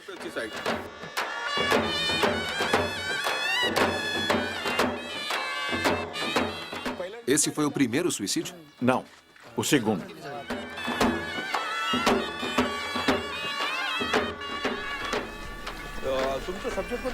Tragédias como a que acabamos de testemunhar ocorrem 3 vezes por dia na região de Vidarbha, onde o algodão BT foi introduzido em 2005. Claro que o suicídio de agricultores na Índia não é novidade. Mas o algodão transgênico está levando-o a patamares absurdos. Porém, nesta batalha de Davi contra Golias, poucos se atreveram a denunciar este escândalo internacional.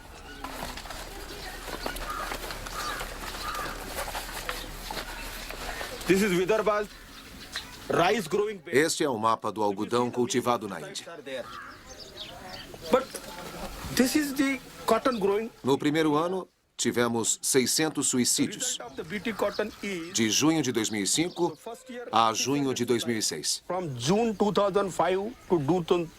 No segundo ano, que ainda não acabou, já tivemos 680 suicídios. Ou seja, é um desastre. É um desastre absoluto, sim.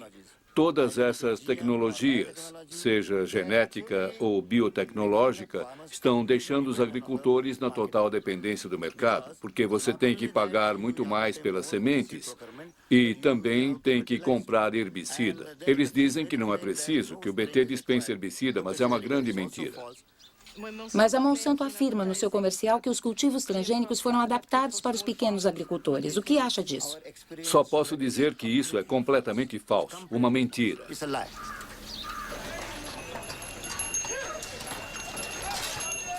Neste dia, em dezembro de 2006, a rebelião começava a germinar no maior mercado de algodão do estado de Maharashtra.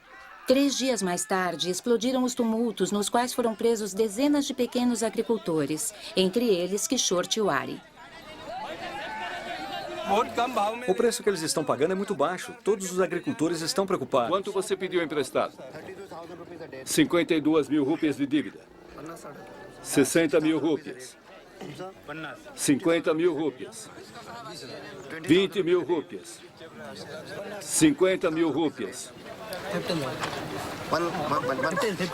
15 mil rúpias.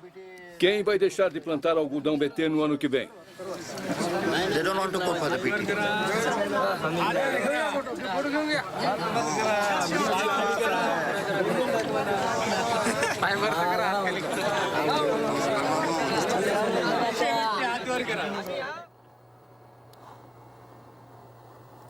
Sementes do Suicídio é o nome do livro da física Vandana Shiva.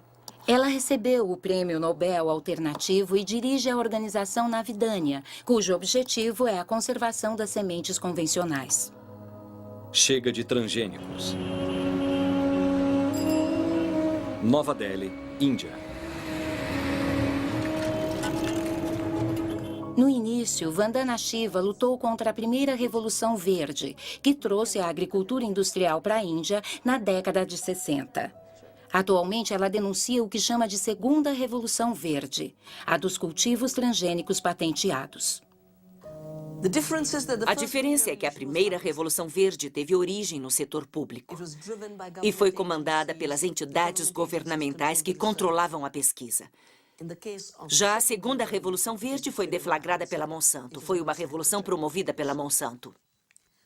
A segunda grande diferença é que a primeira Revolução Verde tinha como objetivo oculto a venda de mais produtos químicos, mas o objetivo primordial era produzir mais alimentos, era a segurança alimentar.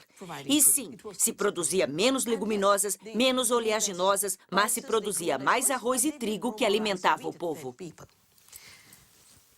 A segunda Revolução Verde não tem nada a ver com segurança alimentar. Tem a ver com o lucro da Monsanto. É só o que interessa. Sempre foi dito que a engenharia genética era o caminho para chegar às patentes, mas as patentes são seu real objetivo. Se olharmos o planejamento de pesquisa da Monsanto, veremos que no momento eles estão pesquisando cerca de 20 cultivos diferentes com genes BT. Não há nada que deixe intocado. A mostarda, o quiabo, a berinjela, o arroz, a couve-flor. Uma vez que estabeleceram a norma, esta semente passa a ser propriedade deles. Royalties podem ser coletados. Vamos depender deles para cada semente que plantarmos, para cada produto que colhermos. E se eles controlarem as sementes, vão controlar os alimentos, e isso é estratégico.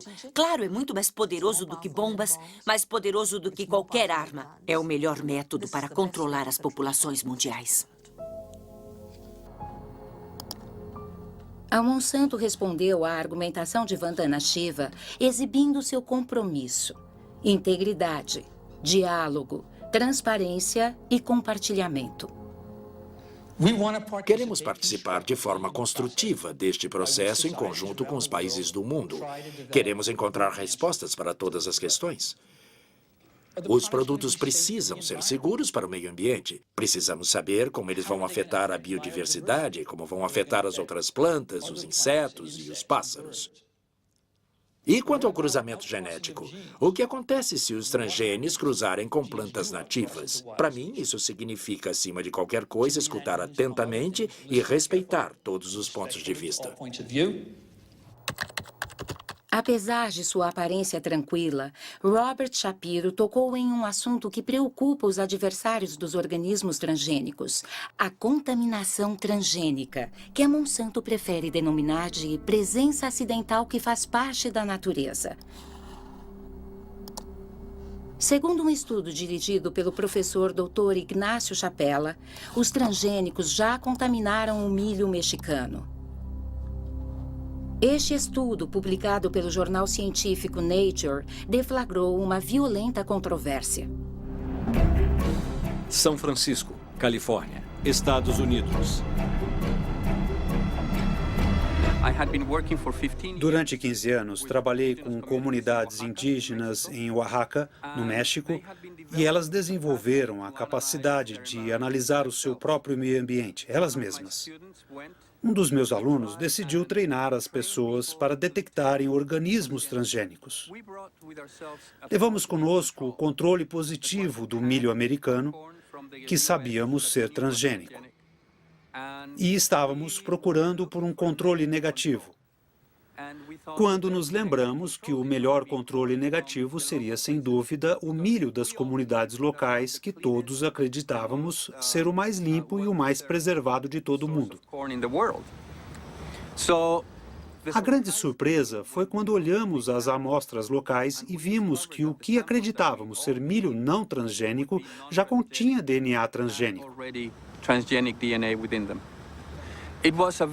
Foi realmente uma enorme surpresa para nós descobrir que estas espécies locais, cuidadas e mantidas pelas populações indígenas há milhares de anos, já tinham sido atingidas por contaminação transgênica, principalmente dos Estados Unidos. Oaxaca, México. O México é o centro de origem do milho. Mais de 150 variedades locais podem ser encontradas somente na região sul de Oaxaca. Esta enorme biodiversidade é um tesouro, o reservatório genético de milho do mundo. Milhões de agricultores mexicanos o vêm mantendo há milhares de anos. Este milho é para a família? Sim, só para a família. Nós o usamos para fazer tortilhas. Este ano ele ficou em um tamanho ótimo, por isso vamos guardar as sementes para cultivar no ano que vem. Vocês não compram as sementes? Não. Trocam? Sim, é um sistema de troca já tradicional.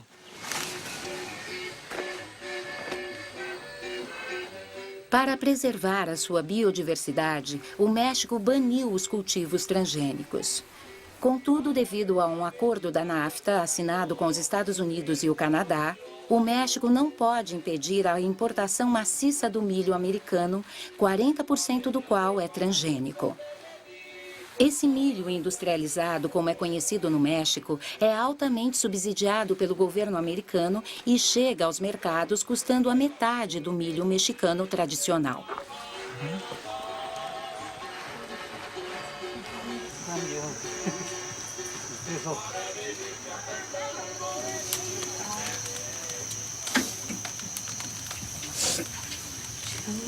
Posso falar com você enquanto faz as suas tortilhas com milho local? Pode. É natural, rende mais.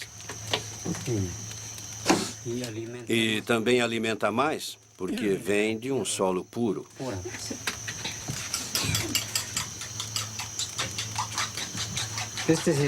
Este é o milho azul. Antigamente, os meus antepassados só plantavam este tipo de milho. Hoje em dia, eu também o mantenho. Esse milho já existia antes da conquista dos espanhóis? Já, mas agora estamos vivendo outro tipo de conquista. Que conquista? A conquista do milho transgênico, que quer destruir tudo, fazendo o milho nativo desaparecer, para que o milho industrializado possa dominar. Se eles conseguirem, vamos depender de multinacionais. Vamos ter que comprar o fertilizante e inseticidas que eles vendem, porque sem eles o milho deles não cresce. Enquanto o nosso milho nativo cresce muito bem, sem fertilizantes ou herbicidas. Olha aqui, veja como é bonito. Pelo menos assim está. Cidade do México. O trabalho de Ignacio Chapela provocou uma reação violenta no México. Desde então, o Instituto Nacional de Ecologia confirmou a contaminação do milho mexicano. Genes de Roundup Ready e BT foram encontrados em milhos de 5 regiões do país. O que aconteceria se o milho transgênico cruzasse com as espécies nativas? A doutora Álvares Buia dirigiu um estudo com uma flor nativa. Ela inseriu o mesmo gene em diversas espécimes e, em seguida, observou o seu crescimento. Observamos 2 plantas absolutamente idênticas sob o ponto de vista genético. Em outras palavras, elas tinham o mesmo genoma, o mesmo cromossomo, o mesmo transgene. A única diferença é que o transgene foi inserido em lugares diferentes. Quando se desenvolveram, essas flores tinham fenótipos, quer dizer, formatos bem diferentes. Algumas eram similares às espécies nativas, como esta, com 4 pétalas e 4 sépalas. Mas outras tinham flores anormais, com pelos anormais e pétalas de formatos estranhos. Algumas, então, eram realmente monstruosas. A única diferença nestas plantas foi o local de inserção do transgene, que foi escolhido aleatoriamente. E o que pode acontecer com o milho? No México, uma vez que as sementes de milho transgênico cheguem ao meio ambiente, é muito possível que os transgenes se insiram nos genomas das espécies nativas mexicanas, porque as plantas de milho cruzam naturalmente por pólen trazido pelo vento. Sendo assim, nosso temor é que o milho nativo seja incontrolavelmente afetado. Sierra Juárez, Oaxaca, México. Bom dia. Gostaria de convidá-los para uma palestra sobre as novas doenças que estão afetando o nosso milho devido à contaminação transgênica. Aldo lidera uma organização de povos nativos. Durante 2 anos, conduziu uma campanha de informação nas comunidades de Oaxaca, em cujas plantações os temores de Helena Álvares já foram confirmados. Vou apresentar-lhes algumas fotos de plantas de milho que encontramos na região de Sierra Juárez.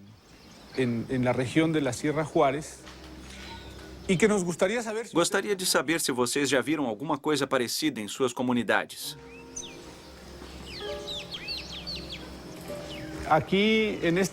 Vocês podem ver que há alguma coisa muito estranha acontecendo. Nesta planta, por exemplo, podemos ver uma ramificação de espiga aqui e outra lá. Normalmente o milho não é assim. Temos sempre uma única espiga por folha. Mas vejam, aqui temos 3 espigas saindo da mesma folha. São realmente plantas monstruosas. Enviamos uma amostra para um laboratório de biotecnologia para verificar se essas plantas eram transgênicas. E, infelizmente, o resultado foi positivo. Geralmente, vemos esses tipos de plantas ao longo das estradas ou nos jardins das pessoas. É possível que as pessoas comprem milho no mercado e, ao voltar para casa, deixem cair alguns grãos. Esses grãos germinam e é assim que o milho local se contamina.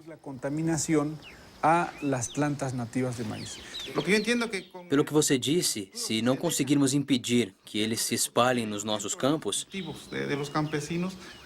em breve teremos de comprar as sementes, pois nosso próprio milho não crescerá mais. Isso é muito preocupante. O que devemos fazer? Antes de mais nada, se vocês encontrarem uma planta estranha, devem remover o estame imediatamente, porque é de onde vem o pólen. E sempre devem observar as suas plantas com muita atenção. Você não acha que esta seja mais uma estratégia da Monsanto, que o que eles não conseguiram por meios legais esteja sendo forçado via contaminação? Sim, andamos nos perguntando se essa contaminação não seria intencional. Se o centro de origem do milho for contaminado, o resto do mundo virá atrás. A contaminação beneficia apenas multinacionais como a Monsanto.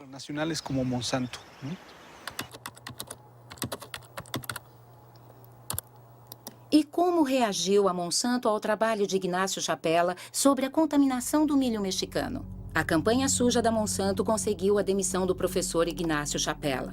Uma matéria de Jonathan Matthews que lidera o GM Watch, um serviço de informações sobre organismos modificados geneticamente sediado no sul da Inglaterra. Norwich, Inglaterra.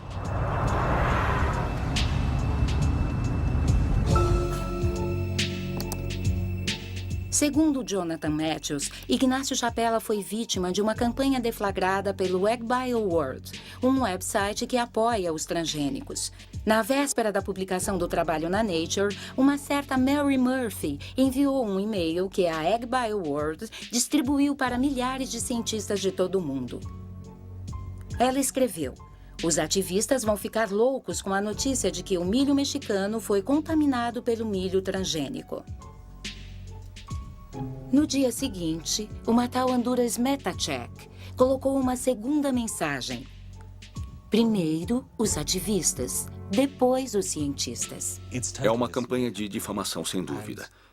Isto foi o que aconteceu no primeiro dia. Murphy's Metacheck colocando e-mails e outros vindo dizer que temos que nos manifestar sobre isto. Temos que inundar a Nature em e-mails. Temos de dizer para o editor da publicação que este estudo não é válido. Nós ficamos monitorando os Metacheck e Murphy para ver se descobríamos quem elas eram. No caso de Metacheck, verificamos os títulos de processamento que aparecem no e-mail. Diz aqui, proveniente de... E aí conseguimos o endereço do protocolo de internet IP. Depois foi só ir para um site de registros de websites e copiar o endereço IP que foi identificado como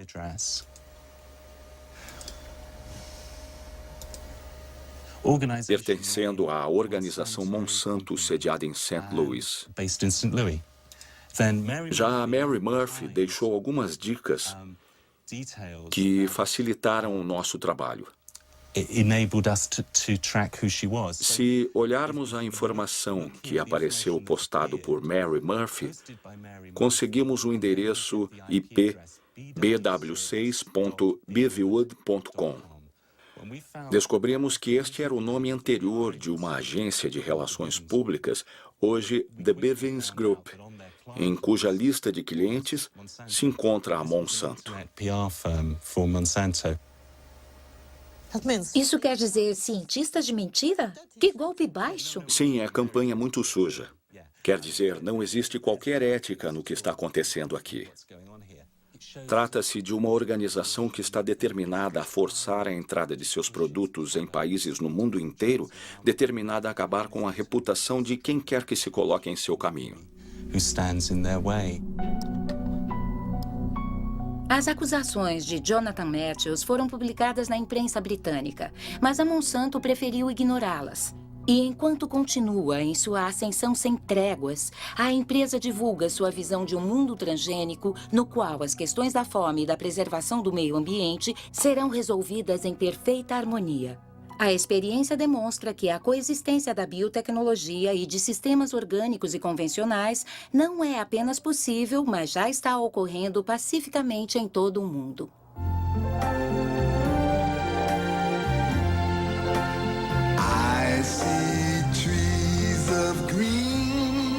Imagine um mundo que preserve a natureza, o ar, os rios, onde a gente possa produzir mais com menos agrotóxicos, sem desmatar as florestas. Você pensa num mundo com transgênicos.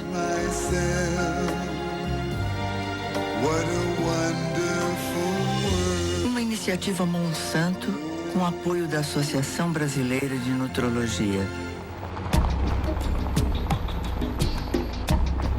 Paraguai. Esse mundo transgênico já existe na América do Sul, onde cerca de 100 milhões de acres de soja Roundup Ready foram plantados em 2007.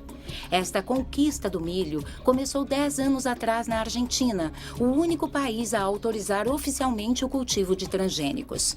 Desde então, os transgênicos se espalharam misteriosamente pelos países vizinhos, como o Brasil e o Paraguai, que podemos ver aqui. Em 2005, o Paraguai finalmente legalizou os plantios contrabandeados, com o objetivo de reservar a sua soja nativa para as exportações para a Europa, onde os produtos transgênicos devem obrigatoriamente ser rotulados. Mas, na verdade, para o ministro da Agricultura, a conquista já tinha acontecido. Vimos-nos forçados a autorizar as sementes transgênicas porque elas já tinham entrado no país de uma forma, digamos, não ortodoxa. O senhor sabe como elas entraram no país? Pelo mercado negro ou pelo contrabando?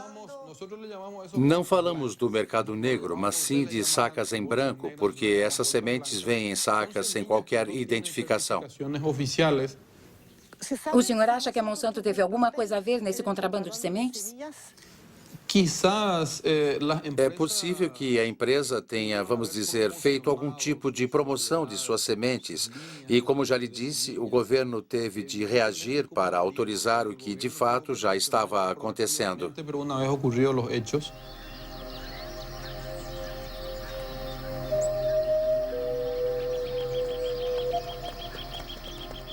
Qualquer que seja a origem deste contrabando, o fato é que ele foi extremamente rentável para a Monsanto.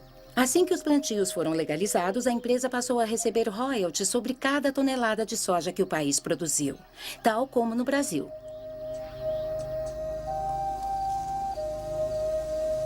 A partir de então, não houve trégua no desmatamento do Paraguai nem na expulsão de pequenos agricultores que se recusaram a entregar seus pequenos lotes de terra.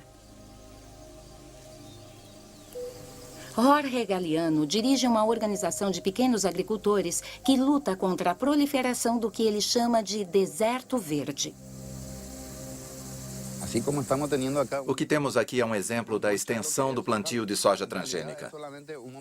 Na verdade, é uma monocultura que destrói tudo à sua passagem. Antes tínhamos campos cultivados com tudo o que uma família precisava para viver. Plantas, árvores, mandioca, milho. Você acha que os plantios transgênicos podem coexistir com os plantios dos pequenos agricultores? Não, estamos certos que não podem. São dois modelos incompatíveis que não podem coexistir. É uma guerra silenciosa que extermina comunidades, famílias e pequenos agricultores. Além disso, destrói a biodiversidade do campo. Traz consigo morte, pobreza e doença, além da destruição dos recursos naturais que nos ajudam a viver. Porque nós contamos para sobreviver. Hoje, o herbicida Roundup é pulverizado em todo o Paraguai por pulverizadores manuais ou mecânicos dirigidos por trabalhadores sem qualquer proteção.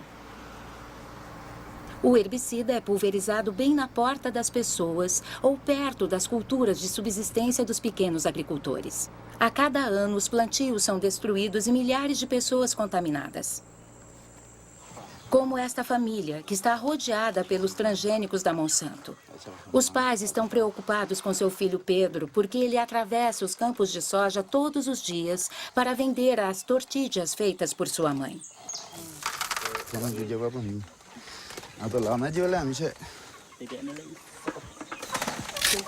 Há quanto tempo ele tem isto? Começou há 15 dias. Começou no pé dele e depois se espalhou. É como sempre começa.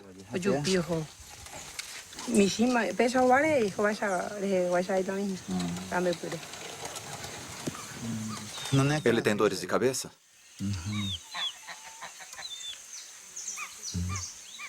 Está comendo? Muito pouco. Hoje ele não comeu o que eu fiz para ele. E tomou apenas um pouco de suco de frutas. E o irmão? Está melhor. Mas é tudo muito difícil. É assim que vivemos. Tomamos água contaminada. Há pouco tempo perdemos 16 patos e gansos. Deram alguns passos e caíram mortos. Duros que nem uma pedra. Eles pulverizaram herbicidas mortais por lá. E quando chove, a água chega até aqui. Como os patos vivem na água, este é o resultado. No Paraguai, 70% da terra agricultável pertence a apenas 2% da população. Com os transgênicos, essa concentração está aumentando. 3/4 dos agricultores de soja são estrangeiros que buscam tomar posse deste novo ouro verde.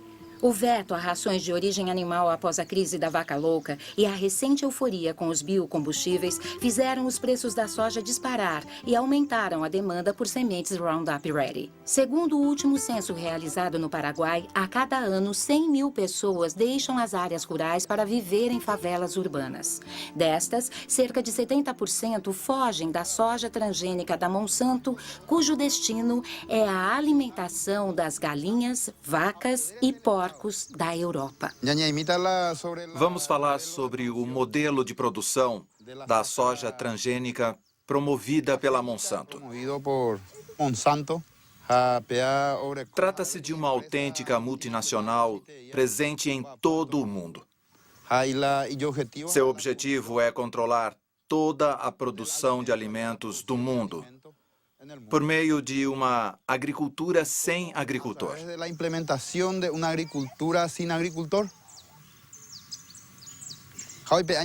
A consequência é que a Monsanto está nos privando de nossa soberania alimentar, da nossa capacidade de alimentarmos a nós mesmos sem depender de ninguém mais. É por isso que dizemos que precisamos lutar por nossa independência, por nossa terra. Precisamos defender nossas comunidades, nossas famílias e o nosso país. No meu caso, a minha família mora na cidade, mas eu não quero ir para lá. Na cidade você tem de comprar tudo, até comida. Aqui, seja o que for que plantarmos, é nosso. Podemos comer o que quisermos. Mas na cidade não é assim. Se você não tiver dinheiro, vai ter de procurar comida nas latas de lixo.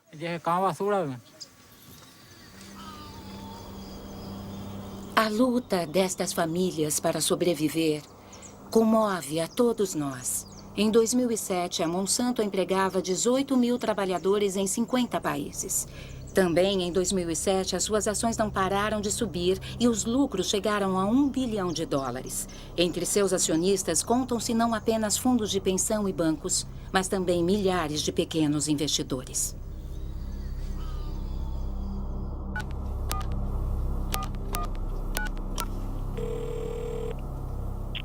Chris Horner? Alô, Christopher. Marie-Monique Robin, da França. Sim.